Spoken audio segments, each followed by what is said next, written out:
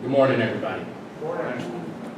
Today, I have a PowerPoint for you on surveillance. So what is surveillance?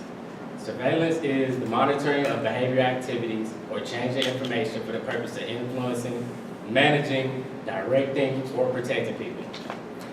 That's what Google says, but in my opinion, like when you just hear surveillance, it already has a bad connotation behind it. It sounds like spying or something mischievous in itself.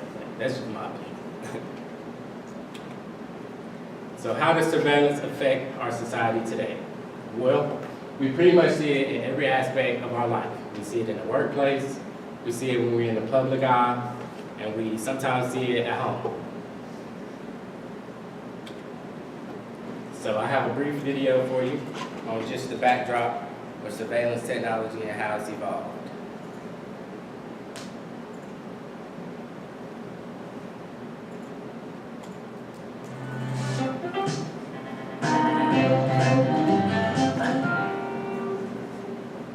The government has the capacity to track virtually every American phone. 5 billion cell phone location records a day. Prison programs sweeping up massive amounts of internet everything, emails, photos, chats. If you haven't heard, our government is spying on us. And it seems to have become addicted to our data. The National Security Agency is quietly building the largest spy center in the country. But it wasn't always this way. Spying in the American Revolution was mostly the shoe leather kind. In the Civil War, recon tactics included photography and even the use of hot air balloons. Generally, though, U.S. espionage was ad hoc and uncoordinated until an information revolution.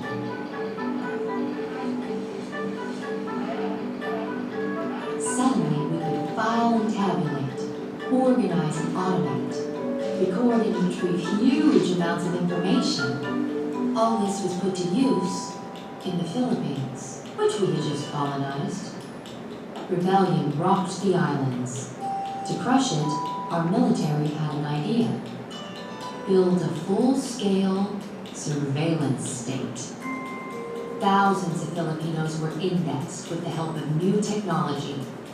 Where they went, who they knew, their political and religious views, their vices and fears, everything was secretly logged and filed. Those found supporting independence were punished. Many were executed. Information was power. At the time, Mark Twain wrote that what we did abroad would come back to haunt us. Years later, America entered World War I. New laws were passed to silence dissenters, but the real targets became those the public called the Reds: immigrants, leftists, and labor unions. To catch these enemy aliens, post offices censored mail, banning radical and ethnic newspapers. Labor strikes surged after the war, and so did fear of the Reds. Using the Philippines as a guide, the Justice Department filed every radical leader, organization, and publication into a secret index. Over 200,000 cards were logged. By 1920, thousands of people had been arrested, many without a warrant. Most were U.S. citizens. The hysteria died, but the template for domestic spying had been set. Since then, history has repeated itself. First, there's a real or exaggerated crisis. Then, in the name of national security, the government begins spying operations at home. The eavesdropping gradually goes mainstream. Many Americans were tapped, bugged, had their mail opened by the CIA and the FBI. Until things are finally exposed. Those activities were clearly illegal. Crisis. Spying in the name of national security. This new law that I signed today will allow surveillance of all communications used by terrorists. targeting minority groups. The FBI has employed a fleet of small aircraft carrying video and cell phone surveillance technology in dozens of cities. But today, the game has changed. See, private companies have long played a role in government surveillance. But this public-private partnership has gotten a lot cozier.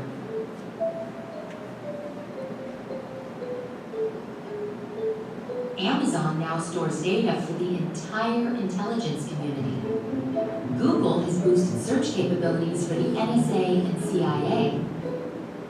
One company that makes cell phone spying technology forbids police from talking about how they use it, even in court. And consider this, telegraph companies of yesteryear made their money by providing a service, communication. Today, the companies we use to communicate with profit by learning as much as they can about us. So, if history has taught us that information is power, who do we really want to wield it?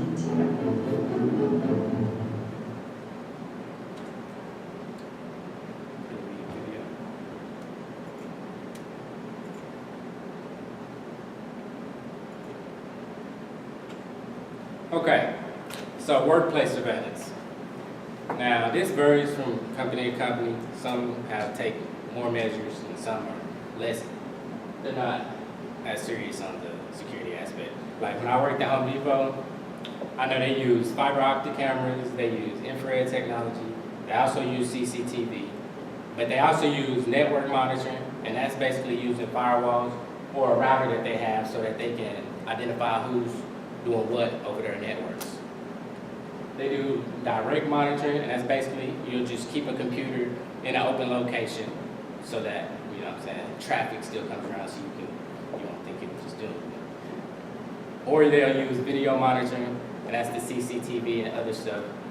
It's used to minimize employee misconduct and provide evidence if, just in case like a crime occurs. In fact, the video monitoring is basically, it's more so for the employees versus like them worried about somebody stealing or a crime happening, because most of their shrink that happens in the stores is from employees and stuff. So some people like to know, like, is this legal?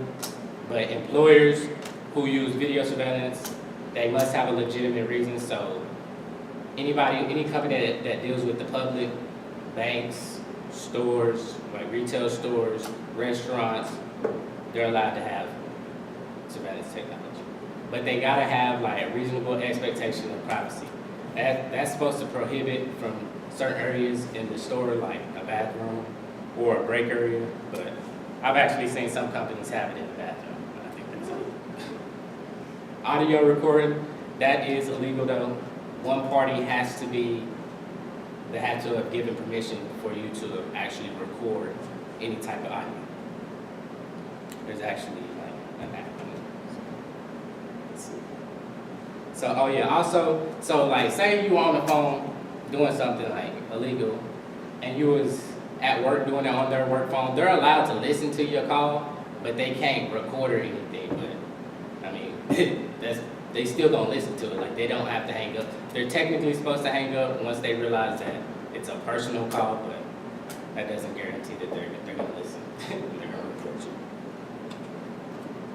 Home surveillance. For the general public, a lot of people use name brands because they may be lazy and they don't want to do it, so they'll just go through somebody who can do some home automation. Big brands is ADT, Brinks, FrontPoint, and they provide several options and features with their security system, not just audio, visual recording. They do carbon monoxide, flood protection, and one reason why a lot of people choose this is because they don't have to always be there. Like basically, they're always watching it by ADT or whatever. So people like the remote access. So you can also look it up yourself on your phone if you had the app or whatever. You can check in your house and see what's going on. Okay, so public surveillance. That's basically, it's just a network for cameras and components used for monitoring, recording, and transmitting video images. So, the police department set up traffic light cameras, just another way to get our money. There's cameras in bank tellers, street cameras, just cameras everywhere. So if you ever think that you're not being watched, you're being watched. And if the NSA want to find you, they can access into any of these cameras, pinpoint where you're at, GPS location, all of that.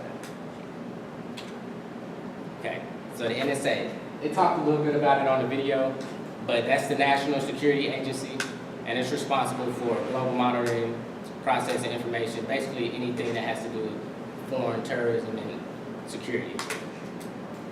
And after 9/11, in 2001, I believe it was October 26, George W. Bush, he signed the Patriot Act, and that basically put everything into process where they cracked down on homeland security and terrorism, all that. And then there was a major change in 2008, the FISA amendments. It basically gave the NSA, the government, complete unchecked power to monitor millions, hundreds of millions of Americans, all their calls, all their texts, emails, anything. If they expected you to be any type of threat that was on you, even if they didn't. So I know some people are on the fence about it. They don't, like some people are for surveillance, and some people are very shaken in, like, nah, the government needs to hand off, you feel me? Like, they need to back away. Because it's basically like, they just checking you. Like, they can check whatever, you have no privacy. If they want to find out something about you, they can find it out. And that brings me to Edward Snowden. I felt that he was very relevant in the surveillance topic. He was a whistleblower. It's the whistleblower scandal. That's what he was famous for. He basically downloaded 1.7 million data files from the NSA and CIA because he was a systems analysis for him. He did various IT jobs for him. Very smart guy. And so he was entrusted with a lot of secretive documents, and he released it in 2013 to the journalists Glenn Greenwald and Laura Poitras, I believe. So I'm gonna give y'all a video on him, explain some importance.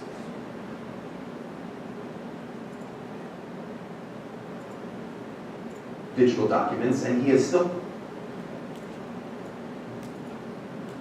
Edward Snowden is famous for sharing classified government data via WikiLeaks. He is thought to have stolen millions of digital documents, and he is still releasing them periodically. Here's a timeline to help you understand what Snowden did and where he is now. Before 2013, Snowden holds various IT jobs at the CIA and the NSA, which gives him access to sensitive data. On May 20, 2013, Snowden flies from Hawaii to Hong Kong. From June 5th through the 8th, at Snowden's behest, The Guardian publishes its first articles revealing top-secret programs like PRISM. The U.S. government, and President Obama in particular, are accused of unlawful international spying. Obama does damage control to defend the actions. June 9, 2013, Snowden names himself as the whistleblower. In a recorded interview, he says, "My sole motive is to inform the public." From June 12th to the 21st, more classified documents are released. The leaks reveal that the US and the UK were involved in secret surveillance programs. On June 21st, the US files formal espionage charges against Snowden and requests his extradition. Snowden boards a flight to Moscow and is rumored to be headed towards Ecuador as a safe haven. However, he is stuck in Russia after the US cancels his passport. Russian President Vladimir Putin refuses to extradite him. A day later, Obama decides not to pursue Snowden in Russia. Snowden applies for asylum in multiple other countries.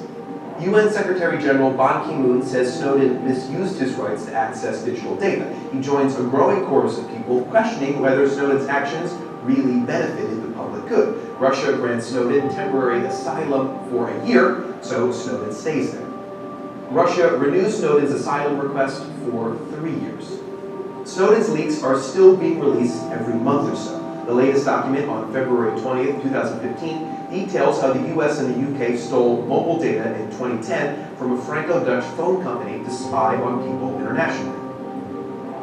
What do you think about Snowden? Did he make the US better or put it at risk? Let us know, and thanks for watching Test. Please. This video has kind of made it seem chill, but I don't know, have any of y'all seen Jason Bourne and those types of movies? Okay, when the government, you feel me, he downloaded 1.7 million files from them. Like, And he moved like a genius to evade them because you can't evade them just like that. But that video didn't really let it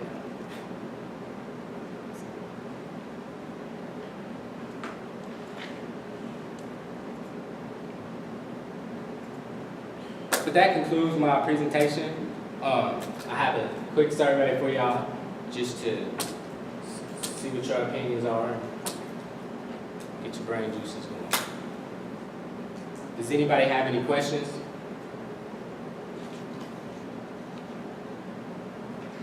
Thank you. When was the last release of his for Snowden? Well, has there been any others No, besides 2015? No, the last one was 2015. I mean, they pretty much like, they know where he is, and so they like taking major actions to interfere with any type of documents. And the journalist that he did, like, he was in a hotel in Hong Kong, he was like stuffing the room and stuff to like, because like the government can just use any type of technology to listen in and pick up. So in order to keep that confidential, he released it to them 2 reporters, and they barely broke it. They was trying to get their head for it. That's a fact. Is there, in your research, is there anything governing them, government or anyone over surveillance in schools? I actually have not, but that's good because I mean, this is with all the school shootings that's happening. Like, you would think they'd be able to stop that. But I actually did not research that. But they watched it. Yes, they know what website she was on last night, 3 o'clock in the morning. They know everything.